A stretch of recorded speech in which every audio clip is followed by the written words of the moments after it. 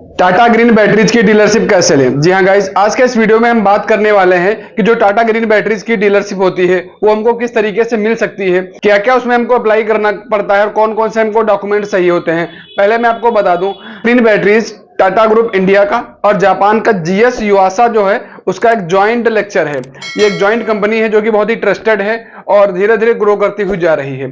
अगर आप इसकी डीलरशिप लेना चाहते हैं तो कौन कौन से लाइसेंस आपको जरूरत पड़ सकती है, क्या क्या उसमें आपको लोकेशन या फिर कितना बजट और कितना इन्वेस्टमेंट आपका रहने वाला है, टोटल सारी जानकारी आज को इस वीडियो में आपको जानने को मिलेगी। बस मेरा आपसे रिक्वेस्ट है, वीडियो को शुरू से अंत तक जरूर देखिएगा। हेलो एंड वेलकम फ्रेंड्स, मैं हूं गुफरान अली। स्वागत है आप सभी का अपने यूट्यूब चैनल पर।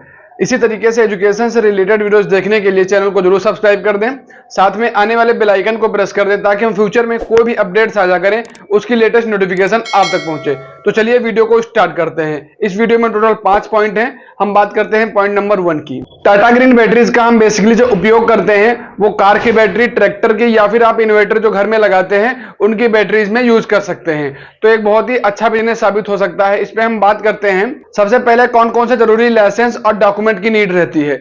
इस बिजनेस को करने से पहले आपके जो पर्सनल डॉक्यूमेंट है जैसे आधार कार्ड, पैन कार्ड या कोई एड्रेस प्रूफ और आपका एक बैंक डिटेल भी होनी चाहिए। इसके अलावा जो बिजनेस में लगने वाले डॉक्यूमेंट हैं उनकी हम बात कर लेते हैं। उसमें है बिजनेस रजिस्ट्रेशन, ट्रेड रजिस्ट्रेशन और जीएसटी। इसके अलावा एसपीसीबी और साथ ही में आपके जो कुछ और लाइसेंसेस हैं जो आपके डीलरशिप और एलिजिबिलिटी के लिए जरूरी रहते हैं।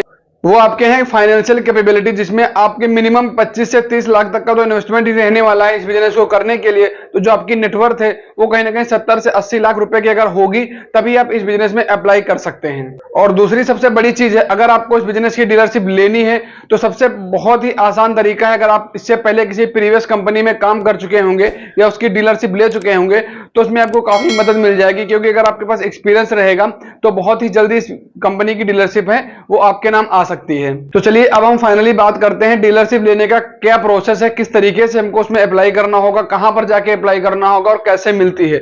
उसी टॉपिक पर हम डिस्कस करते हैं। सबसे पहले हम टाटा ग्रीन बैटरी की जो ऑफिशियल वेबसाइट है उस पर जाएंगे। उस पर आपको हेल्प, सपोर्ट या डीलर पार्टनर का एक ऑप्शन दिखेगा। उस पर क्लिक करने के बाद सारा आपके पास एक फॉर्म खुलकर आ जाएगा जिसमें आपकी पर्सनल डिटेल्स और आपका एक्सपीरियंस और आपका एड्रेस, सारी की सारी कंप्लीट जानकारी आपको उसमें फुल करनी होगी। फुल करने के बाद उसको आप सबमिट कर देंगे। आफ्टर सबमिट वो जो उनका एक ऑथराइज डीलर होता है जो कि आपकी लोकेशन पर आएगा, आपकी लोकेशन देखेगा। अगर आपकी लोकेशन कहां पर है, किस तरीके की लोकेशन है, नियर बाई शहर है या शहर के अंदर है, टोटल की टोटल सारी चीजें आपके लोकेशन पे डिपेंड करती हैं। अगर आपका लोकेशन बहुत ही बेहतरीन जगह पर हुआ, उन कंपनी को लगा कि हाँ यहाँ पर हमेशा भीड़ भाड़ रहेगी और अगर हम फ्रेंचाइजी देते हैं तो यहाँ पर अच्छा अर्निंग हम कर सकते हैं और अच्छा प्रॉफिट भी जनरेट कर सकते हैं, तो आपके डीलरशिप बहुत ही जल्दी मिल सकती है।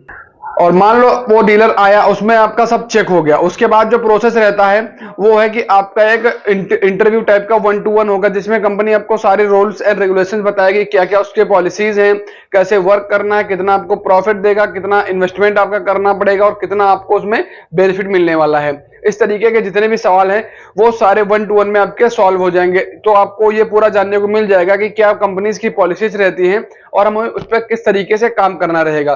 तो ये सारी चीजें आपकी 1 to 1 में क्लियर हो जाएंगी। अब हम बात करते हैं पॉइंट नंबर 4 की, जो कि हमारा है इन्वेस्टमेंट से रिलेटेड। अगर हम कोई भी बिजनेस करते हैं सबसे पहले हमारे मन में आता है कि इस बिजनेस को करने के लिए हमारे पास रिक्वायर्ड फंड है या अवेलेबल नहीं है, क्योंकि अगर हमारे पास फंड नहीं होगा तो हम कोई भी बिजनेस इतनी आसानी से नहीं कर सकते हैं और उसका लॉस ही कर जाएंगे बेनिफिट करने के बजाय।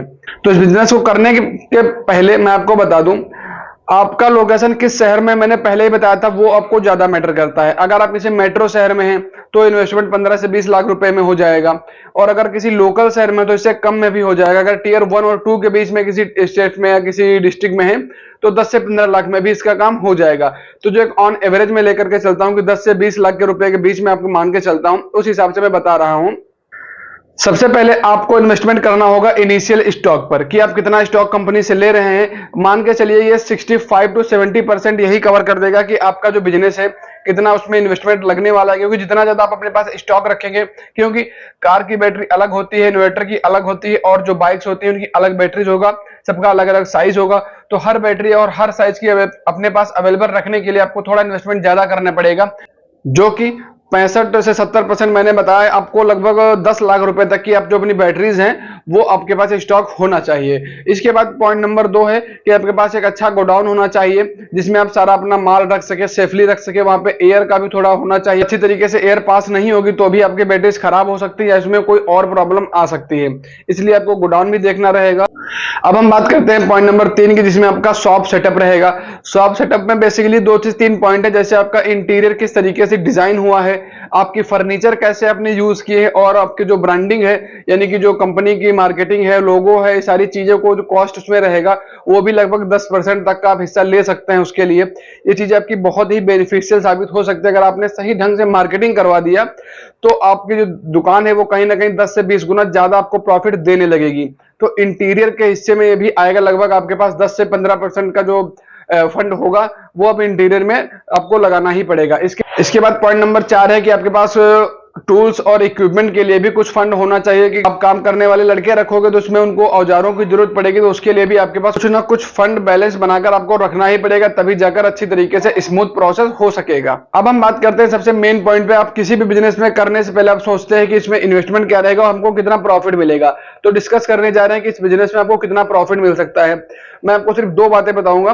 पहली चीज है, प्रॉफिट आपका सीधे डिपेंड करता है कि आपकी लोकेशन क्या है। अगर प्राइम लोकेशन पर है तो आपका ज्यादा प्रॉफिट हो सकता है, और दूसरी चीज अगर आपका कोई लो लोकेशन या अच्छा लोकेशन नहीं है जहां पर रश कम रहता है तो आपका थोड़ा जो प्रॉफिट है वो कम हो सकता है। जो एवरेज प्रॉफिट में मान के चलता हूं, अगर आपने अच्छा खासा स्टॉक रखा है अपने पास और बहुत ही ज्यादा भारी मात्रा में अवेलेबल है बैटरीज आपके पास, जो बैटरी बिकती है उसका 10 से 20% डीलर को मिलता है। और डिपेंड करता है बैटरी का कोड क्या है, कौन से आर्टिकल की है, किस नंबर की है और किस चीज की बैटरी है। तो ये चीजें जब आप इंटरव्यू में बैठोगे तो सारी की सारी क्लियर हो जाएंगी। मैक्सिमम जो आपको मैं बता रहा हूं जो जरूरी चीजें हैं वो 10 से 20% का जो आपका इन्वेस्टमेंट है उसी का, अगर कोई बैटरी बेचेंगे तो लगभग 10 से 20% उसी का आपको प्रॉफिट मिलने वाला है कंपनी के थ्रू।